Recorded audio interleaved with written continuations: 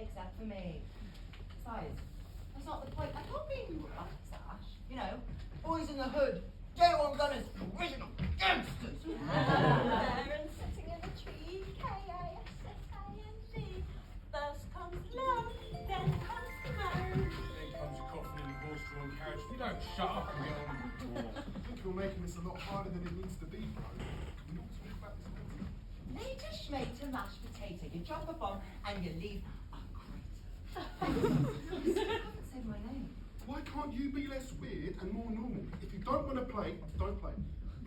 That's easy for you to say, dipstick. Consider this friendship over. What are you going to do like that, Alice? I thought you two were betting lads like Ant and Dec.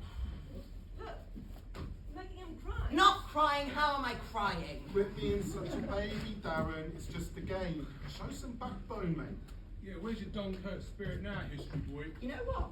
To hell with you lot. I'm done with this ceremony of humiliation. Oh, come on, Darren, it's not that deep. Someone's always going to get picked last. A fact of which I'm painfully aware of, but why does that particular person always have to be me?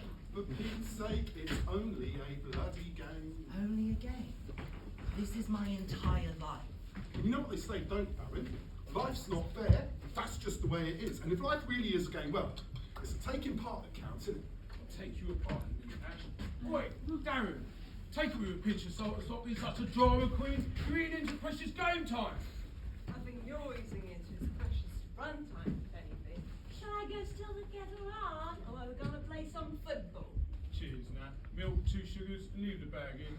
I mean, for God's sake, you pick Natalie before you pick me, and she's a girl. And exactly what the hell is that supposed to mean, Darren? You're not in our games lessons. You haven't been to the same rigorous training. Okay, Alan Shearer. I find it so rich coming from you. Why do you think I'm here? Do you think I like being stuck on the hard court twice a week with other girls playing netball? Pinned to the spot every time I get the ball in my hands? Wearing one of these stupid skirts looking like a Cindy doll. What, you lot are out here on the field playing my favourite game? Well, I've got news for you, Darren.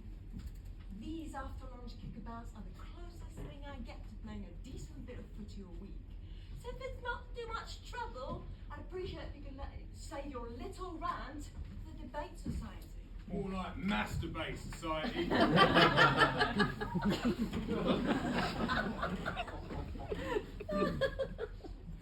nerve on you, Darren. Believe it or not, I actually felt sorry for you there for a minute. Hovering around in anticipation, wincing in pain. Every time a name was called, just praying not to get picked last. Again, skulking around like a lost puppy. The look on your face, bro, you should have seen it. Reminded me of how I used to feel. Just trying to join one of these games in the end. You don't know how privileged you are, just being able to play. No questions asked. I don't know, mate. You should probably look inside and find some inner peace or something like that. Or maybe you just need to practice more. Yeah, Malco. I beg your pardon, lobster. You heard what I said, Malco. You're a dim-witted, mal-coordinated spanner with the spatial awareness of a dodo and the self-awareness of a donut. You wobble around the pitch like a jellyfish, always fumbling the ball, never knowing where your place is. That's right. You're lucky that we let you play at all, bruv. If it were up to me, you'd be on the subs bench for the entire match.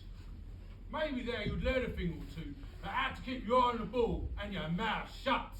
If it was up to me, he'd be playing hopscotch with the imprints, and even then he'd probably trip over his own shoelaces, you daft mutt. Stop, puppet. I'll beat 7 shades out of you, bruv. No word of a lie. By the time I'm finished with you, mate, you'll be...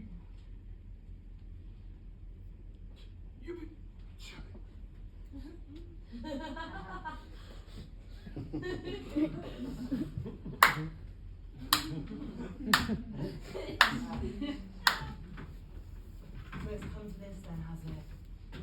You'll be I'll swapping all that breeze for a quiet keyboard and drinking all your meals through a straw. Yeah. Lobster and Ash, the cable channel comedy cartoon duo. Taking swipes at little old me. Because you got the support of the crowd for once. Fudge it!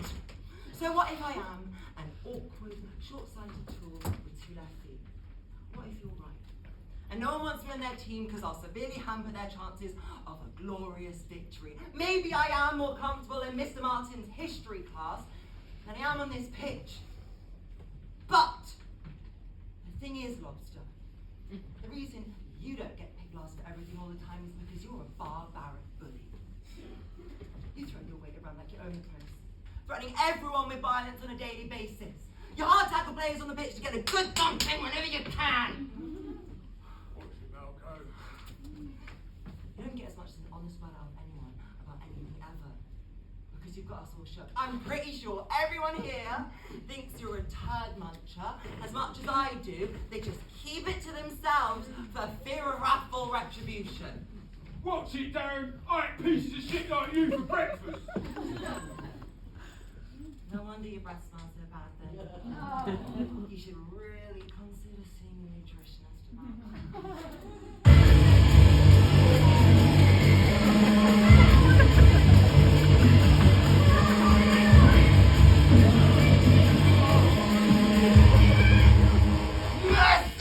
Mercy! Girl, Dazzler, I knew you had it in you. Shut it, you. I'll tell you what, Darren, how about this?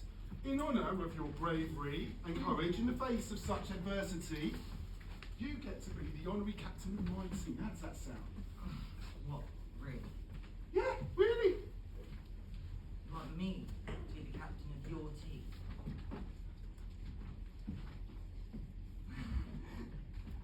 Amazeballs? Right, come on then, look lively, we haven't got all day.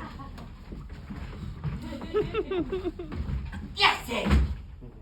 And it's gone. Poor last week. It was a good kick though, wasn't it? Look how high it went. I've never kicked a ball that high before. There's lots of things you've not done before, Darren. Lots of things.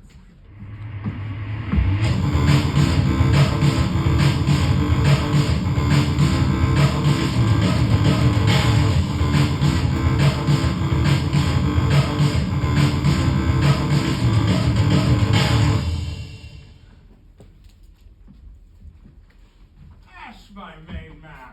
Good to see you, old boy. Prime Minister? How's that reshuffle coming along? Smoked out the last rats.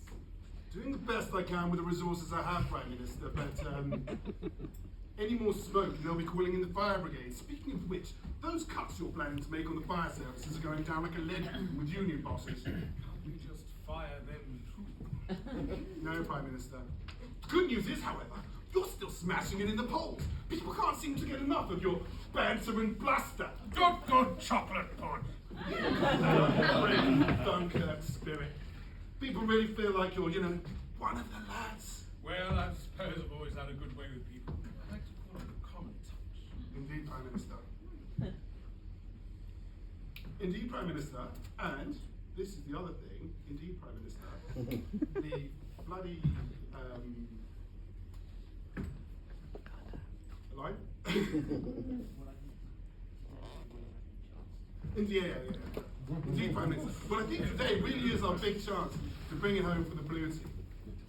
Let's just remember to stay focused, shall we? Don't let anyone push your buttons. There's always some smart aleck with an axe to grind out there coming down with the sole purpose of, bloody ruffling a few feathers. Don't let anyone throw a spanner in our work in this case while they're ahead. Don't worry about me, huh? Cool as a cucumber. You've got this one in the bag. Let's go get him, shall we? Thanks to our collective national resolve, we are now on the brink of that vast, clear mission. Clear turn the tide of woes in our favour and build back better businesses.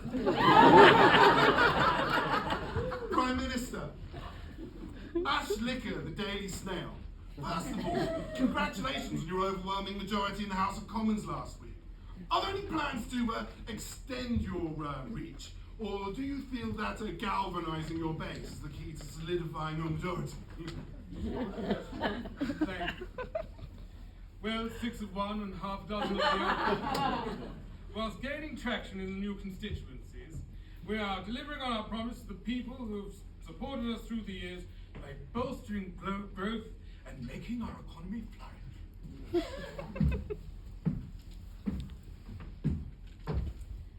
Natalie knows the codependent. Will the Prime Minister care to comment on pay rises for nurses and NHS health workers, as promised by your party in its original manifesto? Not only has pay not increased, but failed to keep up with inflation. This party has sunk £3 billion into the NHS, NHS Associated Partners. That's a 24% rise on previous efforts. With costs of living through the roof and public services in crisis, all your party seems to be interested in is making further cuts across the board whilst forging deals with private companies that have no proven track record and, more worrying still, are nepotistically connected to members of your party. Yourself included. With that in mind, Mr. Prime Minister, what exactly are you doing to root out corruption in your own party? Well, everybody likes a good party, isn't it?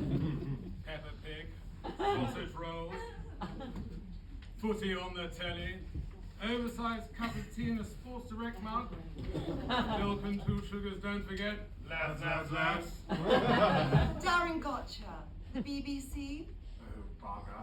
Bear with me for a minute, Mr. Prime Minister, but if you could address the concerns of one of our viewers who does indeed question your character, your judgment, your integrity, and your willingness to tell the unvarnished truth bluntly with no attempt to divert the attention away from the question at hand. Are you able to convince our viewer that you are not tempted or willing to lie to get out of a tight spot? No. I thank you, Darren, for your question. I hope the imaginary viewer, not imaginary viewer, I'm sure you have several viewers. When faced with hard times, we need to show resolve, backbone. We can't simply kick the ball out of the park just because we don't like the way the game is treating us. Prime Minister, is running the country a game to you? Well, not a game exactly. In light of recent allegations from members of the opposition and your own party, described by a Westminster insider for having, and I quote, the manners of a coked-up baboon, the charms of a venomous serpent.